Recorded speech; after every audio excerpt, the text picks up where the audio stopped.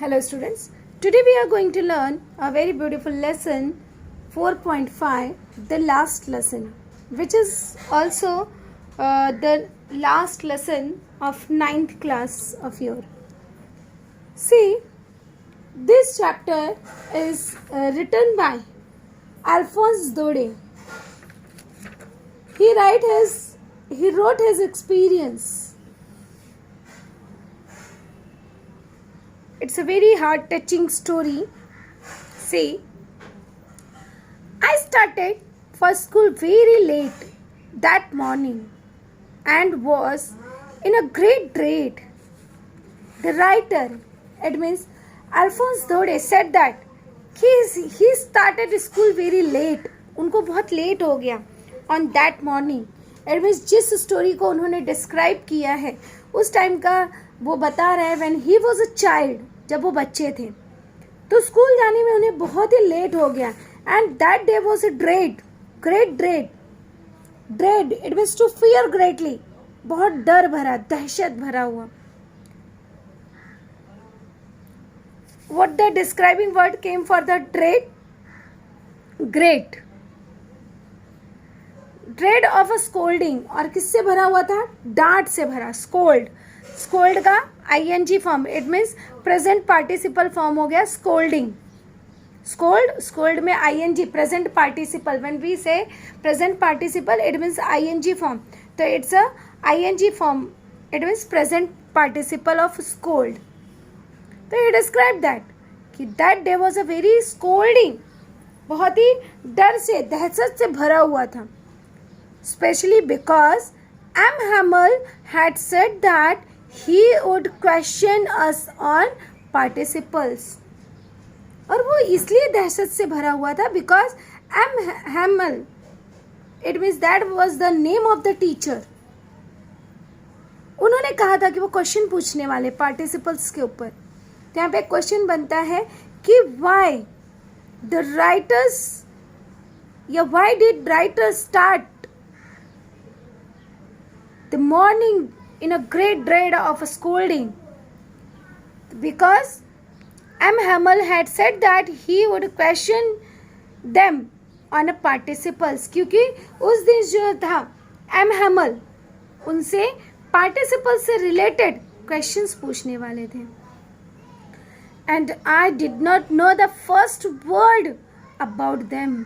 Writer said that he don't know about a single word.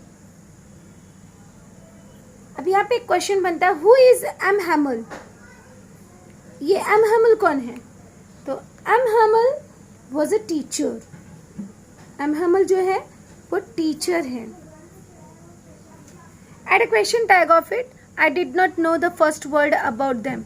तो इसका क्या हो जाएगा? Did I. जब क्वेश्चन टैग बनाने जाएंगे तो first of all we have to write the full sentence and after that we have to put the comma and उसका क्या हो जाएगा हमारा? Did I? For a moment, I thought of running away and spending the day out of the door. Sometimes this thinking is coming in your mind also when you don't want to attend the school lectures, all that. You started to give lot of excuses. आप जो है बहुत सारे excuses देना शुरू करते हो, right? So same as because he was also a child, then he thought of running. कि पहला माइंड में आया कि आज तो स्कूल में जो है क्वेश्चंस पूछने वाले हैं तो आज क्या करें?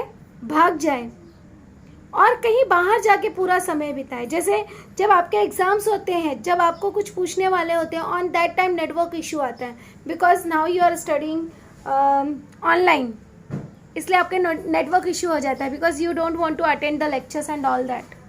जब स्कूल में होते थे ऑन दैट टाइम आपको डॉक्टर्स के पास जाने होते थे या आपके पेट का दर्द स्टार्ट हो जाता था because you have to study. पढ़ाई का नाम सुने नहीं कि तुरंत पेट दर्द चालू हो जाता है. और जैसे ही स्कूल पीरियड ख़त्म हो जाते हैं, ऑनलाइन पे टाइम्स ख़त्म हो जाता है, पेट दर्द गायब and everything is gone and you feel okay. Right? So that is the mentality of the child, because they are the small child, right? So here we can ask the question, what the writer think?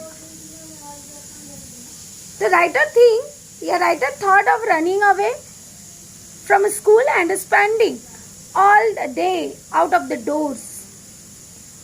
In this line, underline the present participle word. So what is the present participle? Spending. That is your present participle. It was so warm. अभी क्या था?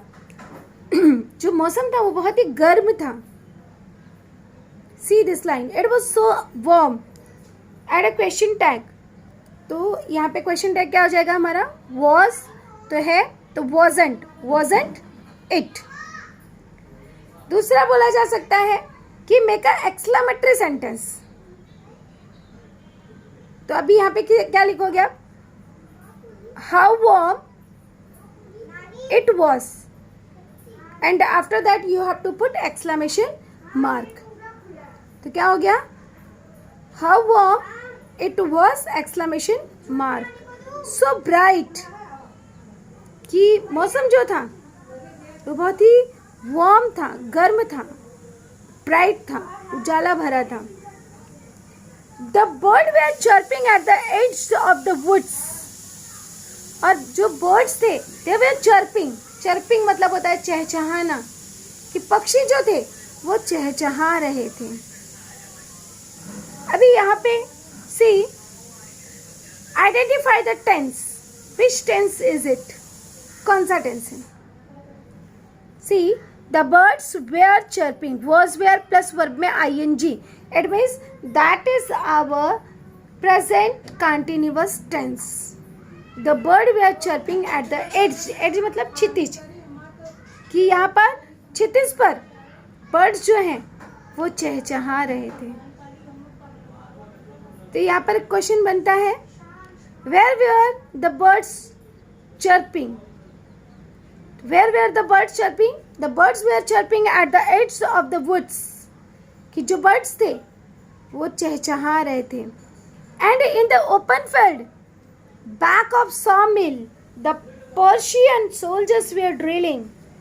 और मैदान के पीछे, वहाँ पर मैदान के पीछे जो sawmill, it means जो आरा मशीन होती है, काटने की मशीन होती है. तो सॉ मिल था, आरा मशीन, जिसे कास्ट मिल भी कहा जाता है. तो वहां पर कुछ पर्शियन सोल्जर्स जो थे वो कवायद कर रहे थे. ड्रिलिंग इट मीन्स कवायद करना. अब यहाँ पे हमारा A2 टाइप ऑफ क्वेश्चन बनता है कि describe the day.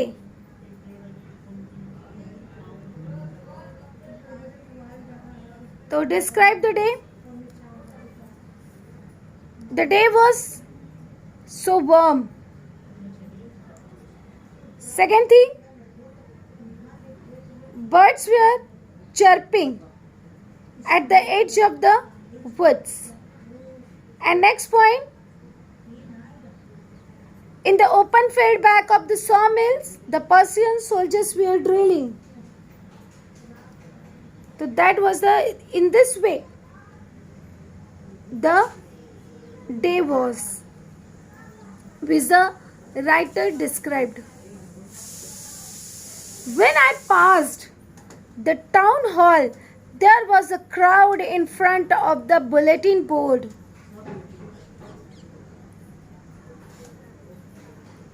See,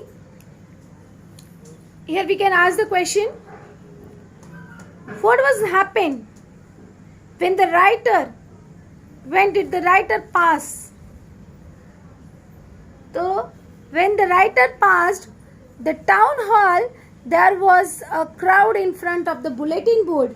Bulletin board, it means सूचना फलक.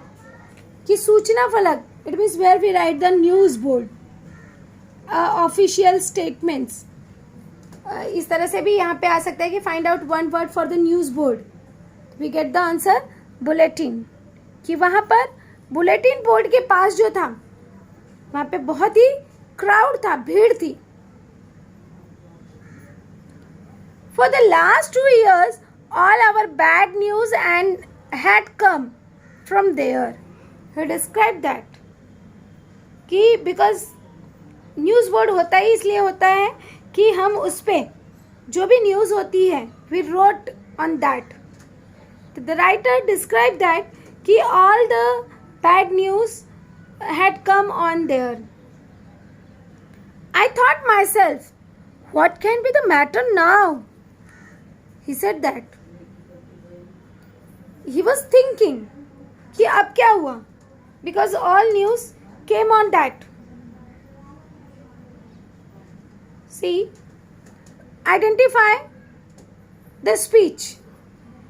Is it direct speech or indirect speech?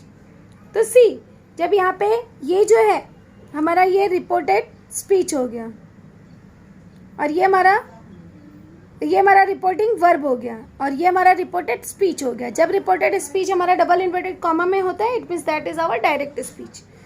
तो ये हमारा डायरेक्ट स्पीच है या indirect speech? If you see that कि जो भी बोला गया है speech is given in double inverted comma, it means that is our direct speech. तो ये हमारा जो है डायरेक्ट स्पीच है. Now we have to change into indirect speech. तो क्या हो जाएगा इसका? आई thought myself what the matter could be now, या इस तरह से भी हो सकता है वॉट द मैटर, इसी तरह से होगा कुड बी नाउ.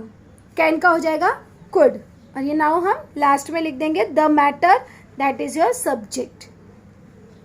और कंजक्शन वर्ड जो है, अब ये हमारा इंट्रोगेटिव टाइप ऑफ क्वेश्चन है. तो जब इंट्रोगेटिव टाइप ऑफ क्वेश्चन होता है तो वहाँ पे हम जो कंजक्शन वर्ड, जो हमारा WH वर्ड आता है वही हमारा कंजक्शन वर्ड होता है. तो इसलिए इसका हो जाएगा I thought myself what the matter could be now. Can का हो जाएगा could. Then I hurried myself, hurried by as fast as I could go.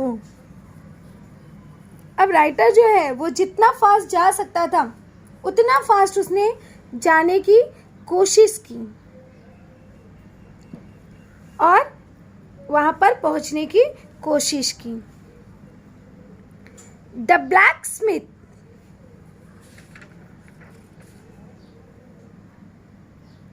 Watcher who was there with the apprentice.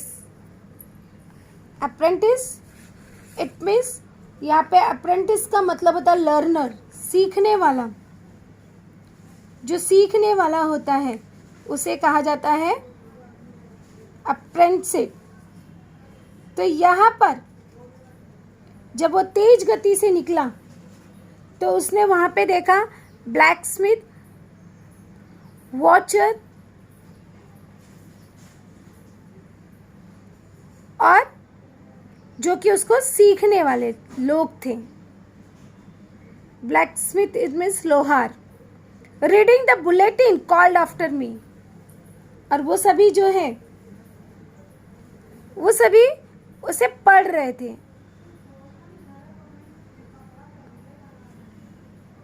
Don't go so fast boy, you will be get to your school in plenty of time. Plenty of time मतलब बहुत समय, plenty मतलब अधिक. तो वहाँ पे उन्होंने कहा कि मत भागो, आराम से जाओ क्योंकि तुम्हारे पास बहुत सारा समय है. Who said to whom?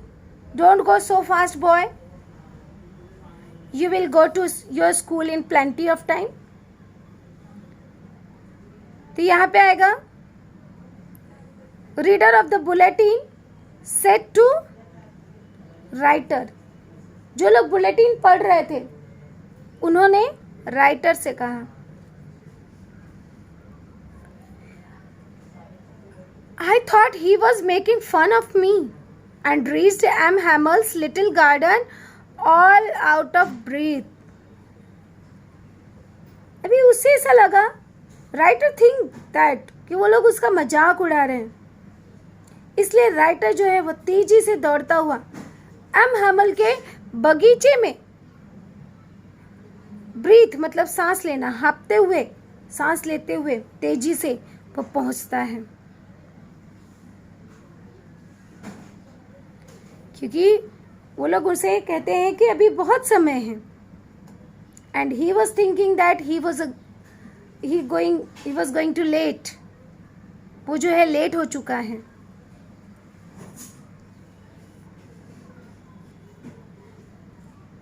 He was making fun of me. Identify the kind of tense.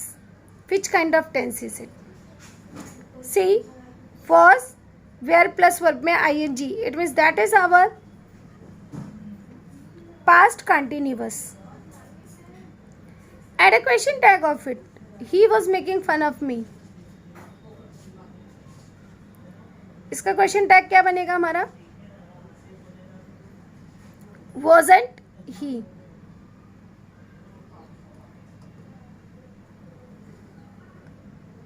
And am a little garden all out of breath. Usually when the school began there was a great bustle मतलब शोर शराबा होना, बहुत सारा आवाज होना, which could be heard out in the street.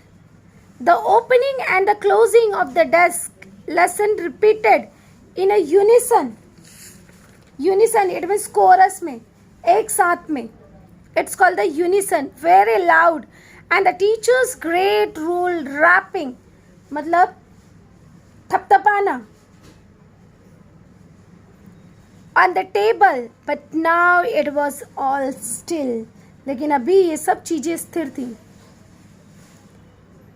It was the writer describing the scene when the school was going on. जब school चलता था, जब स्कूल चालू होता है तो what was happen? That is the condition of the school. कि जो है बहुत सारा शोर शराबा होता है, बच्चे आते हैं जाते हैं.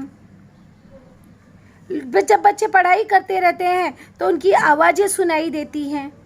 समटाइम्स उनकी आवाज़ें इतनी तेज होती हैं कि teacher wrap the scale ruler on the table. तो he thought that कि that was the condition. हमेशा, usually मतलब हमेशा ऐसे ही वहाँ पर दिखाई देता था. तो here we can ask this question, describe the scene usually like the school begin. हमेशा जब पाठशाला स्कूल शुरू होता है